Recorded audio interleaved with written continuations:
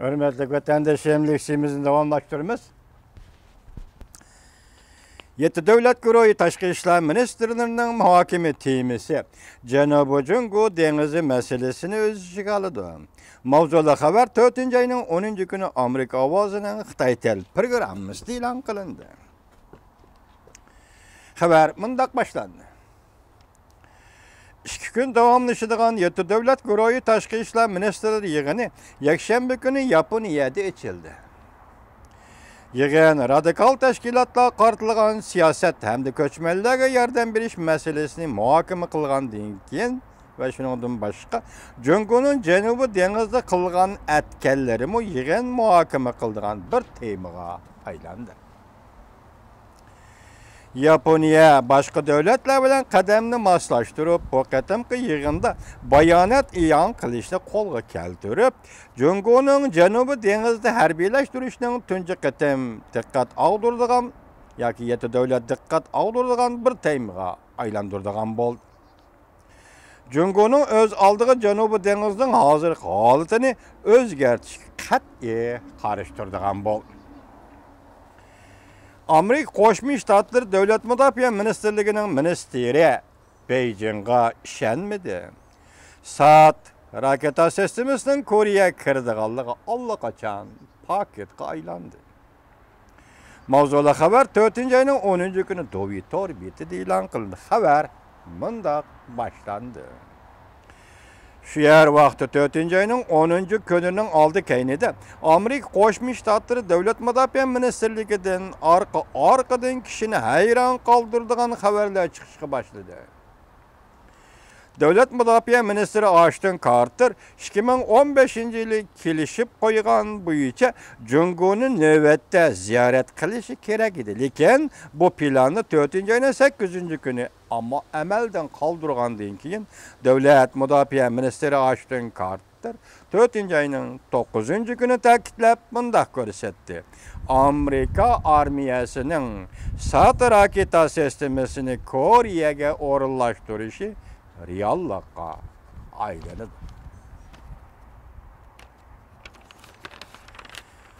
Amerika bilan Koreyaning SAT raketa sistemasini o'rinlashtirishi Cungu'ga munosabatsiz. Cungu texnika harakat qo'llanib Chavshanning yadro qurollarini taraqqiy qildirishiga taqobil turishi kerak. Aksicha bo'lganda Amerikaning planini tanqidlab yurmasligi kerak. Nisbiy selishtirganda Beijing izchil kuch chiqarayotgan Amerika Cungu yangi tiplik cho'ng davlatlar munosabati masalasida ikki davlat o'rtasida moslashishning yo'qligini ko'rsatdi. Cungu rahbarlari yaqinda yadro bexatarligi yuqori darajaliklar yig'iniga qatnashib, Amerikaning maydonini birdan-bir qo'llaydigan davlat. Belki öz aldığı qo'yiqlantirilgan yadro materiallarini ko'ydirishga va'da bergan davlat bo'lib qolgan edi.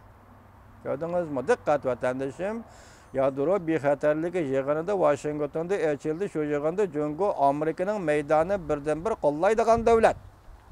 Belki qo'yiqlantirilgan yadro materiallarini ko'ydirishga va'da bergan davlat bo'lib qoldi edi.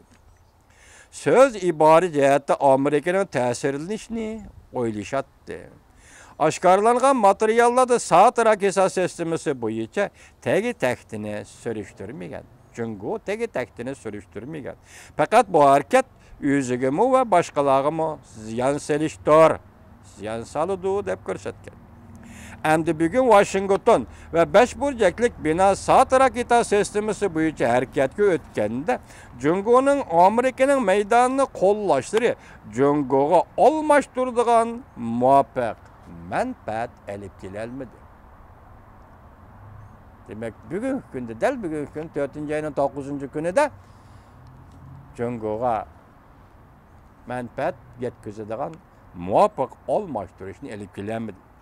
Amerika Qo'shma Shtatlarining Davlat Mudofaa Ministri Ashton Carterning Cungu'ni ziyorat qilishi Amerika Cungu harbiy ishlar bo'yicha almashtirishning bir halqasi edi.